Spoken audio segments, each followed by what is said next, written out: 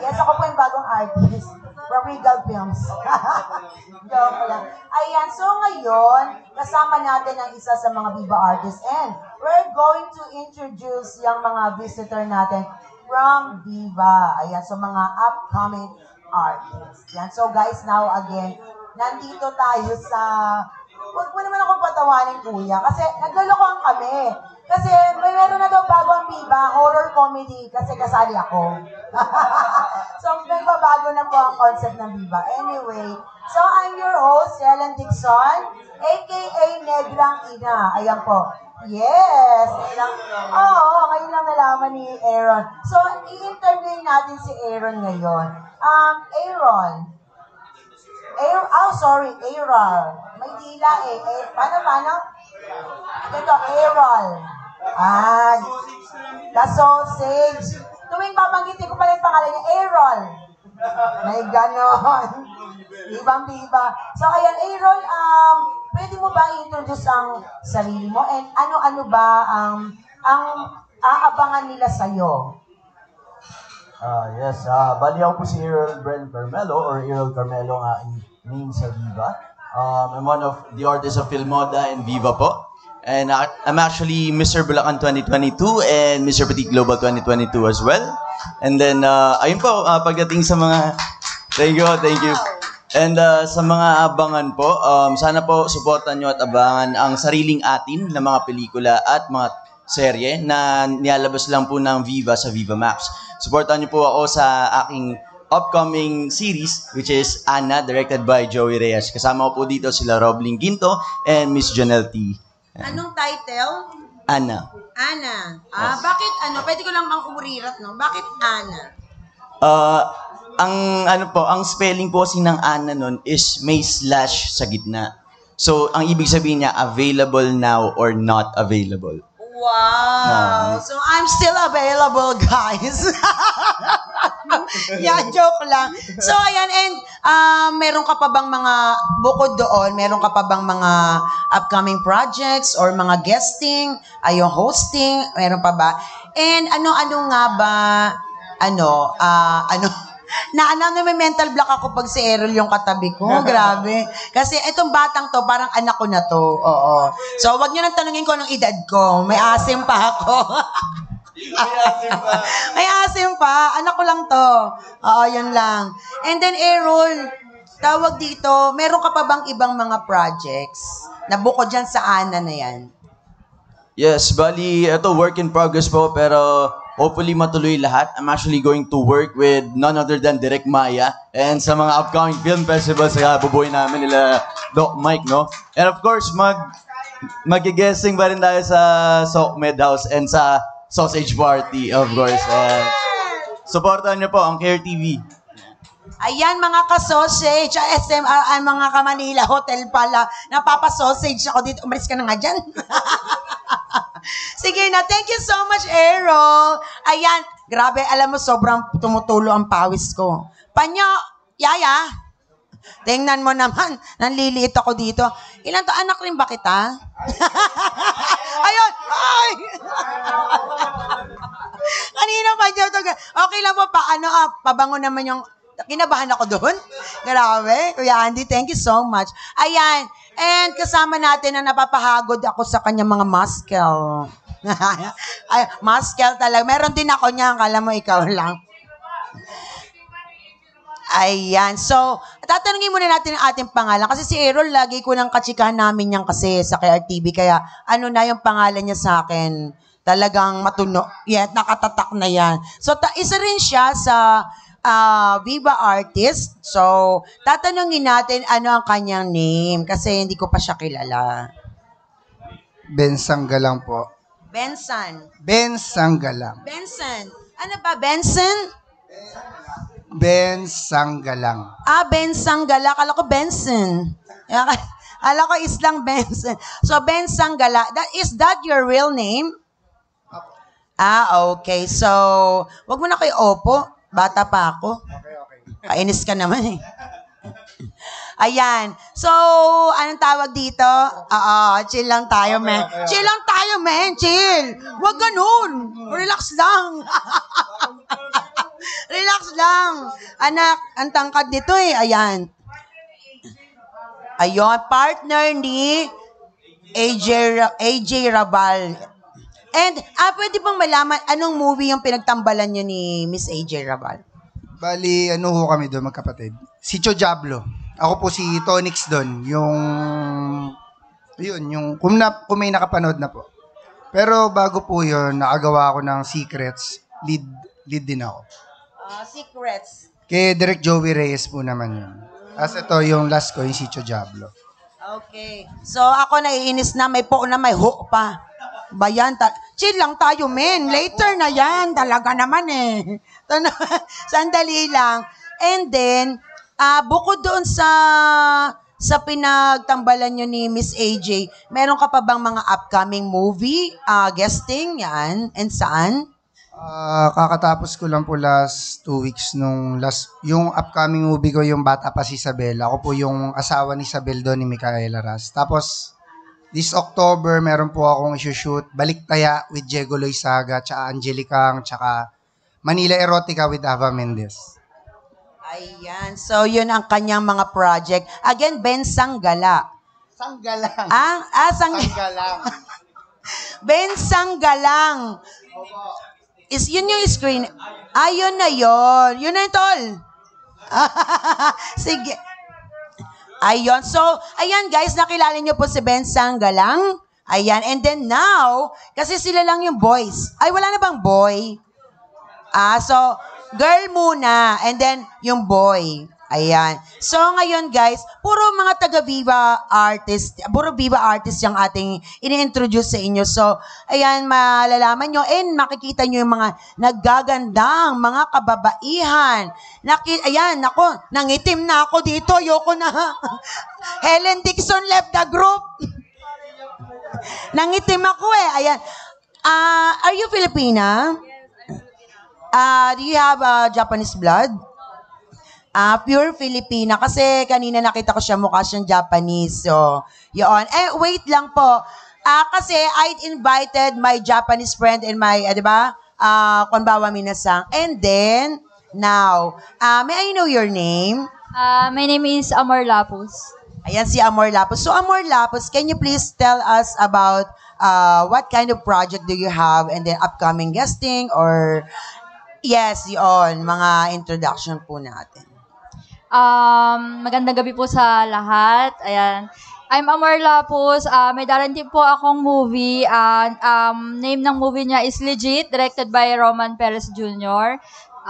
Abangan niyo po ako doon. At I'm new in Filmoda family and Viva Artists. Ayan. Maraming salamat po. At ang mga event ko po ay mga car show event. May kita niyo po ako doon. Ayun. Yun lamang po. Ayan. So, guys, Amor Lapus. Amor Lapus. Ayun, medyo nagkakaroon tayo ng mental. So, ayan. Po, talaga, sige. Po, talaga. So, ayan. Thank you so much, Amor. Di ba napakaganda ni Amor? And napaka-cute. Pwede ba kami magnanay? Yes. Hindi. Vanilla and choco. Kasi maputi siya, vanilla. So, ako choco. Diba? Napa-chestnut brown niya yun. Thank you so much. Thank you. Ayan. So, ako kaya kailan nila interviewin? Ito naman talaga, isa pa, ang aking pinaka-favorite. Kasi magka-sexy kaming dalawa. Ay, wala. Joke. Favorite house, ano nga pangalan mo? So guys, ito pa isa talagang napakaganda. Naging guest namin siya sa sausage party. Ay, Sokmed. Sabi sa inyo, bakla ako eh. Tol, panlalaki pala yung sausage party. Sa Sokmed House, ayan, doon namin siya naging guest. So now, let's ask her about her name and ano-anong project meron tong si Miss Aika. Hello guys, I am Aika Veloso from Viva Artist Agency and may movie po ako ngayon. Expensive Candy, streaming on cinemas nationwide with Julia Barreto and Carlo Aquino. Yes. directed by Jason Laksamana. Ayan. So, meron ka bang ibang mga projects or guestings? Yan. Yung bata pa si Isabel, which is kasama ko din si Ben Sangala. Isa din ako sa asawa ng lead. Asawa. Pwede maging mistress? Ayan. So, abangan po natin siya kasi napakarami pa po time kami magkakasama-sama. Babalik pa yan siya sa Sokmed House, di ba? Thank you so much. Ayan, next. Naku, eto, kakulay ko to. Hindi ako aalis dito. Anak ko rin, dami kong anak dito. Huwag na, wala naman ganyan.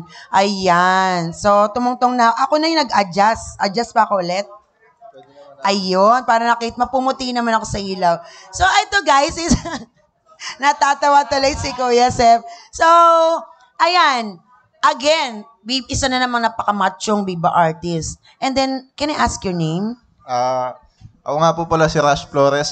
Galing po ako sa Viva Artist. Yun po. Yun lang po. Ay, mahihain masyado. Meron ka bang mga movie, Antigas? Ng likod. Ng likod. Ang tawag dito, meron ka bang mga movie or mga guestings, ayan, mga projects? Yes, actually kakatapos ko lang pong mag-shoot ng Bata Pa Si Isabel, one of the lead sa Bata Pa Si Isabel, yung asawa ko po si Aika dito. Mag-i-streaming po siya ngayong November pero wala pa pong exact date. Abangan niyo po sa Viva Max. Directed by Brillante Mendoza. Ayan nga pala, ito yung napaka-interesting na tanong. Paano ka na-discover? And saan? Actually, before po ako pong mag-artista is construction worker po ako. Yeah. Then, manager ko, nanon po ako. Na-discover niya po ako, nakita niya po ako ng potential din. Siyempre, nag-go ako. Nag-go po ako doon sa opportunity hanggang sa, ito na po yung karera ko ngayon. Pero may question ako. Meron kasi curious ako eh. Meron ka bang half? Opo, meron po. Yung totoong tatay ko po is Pakistan. Yes. Okay. Ayun, kaya kasi ang tingin ko nga sa kanya parang Indian ganon. Ayun, so, thank you so much. And ayan guys, wait, isa itong napakalaking sa mga the construction worker, di ba? So, huwag kayong mawala ng pag-asa, may chance kayong maging artista, di ba? Parang ako lang yan, dati akong kargador sa palengke ng isang kaba ng bigas. Na-discover ako ni Doc Mike Aragon. Ayan, andito na ako ngayon. Diba guys? Wala pa kayong mga kamay? Thank you, Manila Hotel. Next, ayan. Eto, grabe, magda-diet na ako. Ayan. Kasi nag-adjust kasi ako ang ayan. So, grabe ka sexy. Ayan. So, ayan, tanungin, again, same thing ang itatanong natin sa kanya. Name niya, projects, and then guesting, and sino ang director ng movie na kung saan ka join? Hi, I'm Alessandra Soto from Viva Artist Agency under Tito Jojo Veloso. Yes, may upcoming movie project po ako. Title po is Ang Lihim ni Adan by Danny Marquez.